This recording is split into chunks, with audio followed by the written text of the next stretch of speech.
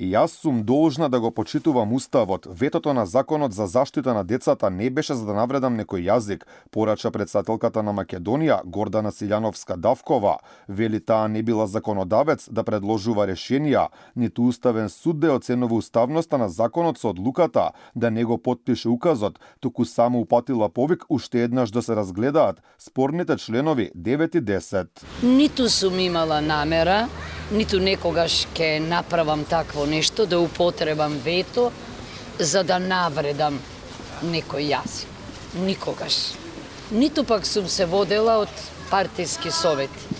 Реков, секогаш мислам дека почитувањето на уставот и законите е основна обврска на секој од нас, впрочем и јас сум должна да го почитувам уставот и законите. Владата ги прифаќа сугестиите од Силјановска-Давкова и ќе ги промени спорните делови од законот. Премиерот Христијан Мицкоски кажа дека членовите 9 и 10 се спротивни на уставот и законот за јазици и со корекции ќе бидат вратени назад во собранието. Мислам дека е рутина и формалност ќе бидат коригирани и ќе бидат согласно уставот и согласно законот за јазици ќе бидат повторно вратени во парламентарна процедура. Очекувам успешно усвојување. Се знае службен јазик на целата територија е македонскиот јазик, но сите оние во случајот албанци кои што ќе сакаат и ќе побараат и на албански да биде формуларот за полагање или лиценцата, ќе биде тоа сега прецизно формулирано согласно уставот и законот за јазици ќе го добијат тоа право се разбира. Силјановска-Давкова дополнува дека таа само укажува, а не суди и носи конечна одлука.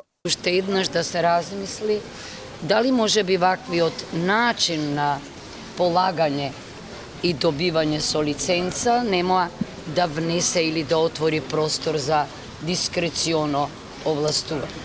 Значи, повторувам, интерпретацијата на нормите, на законите може да биде уставна и научна, никогаш не партиска.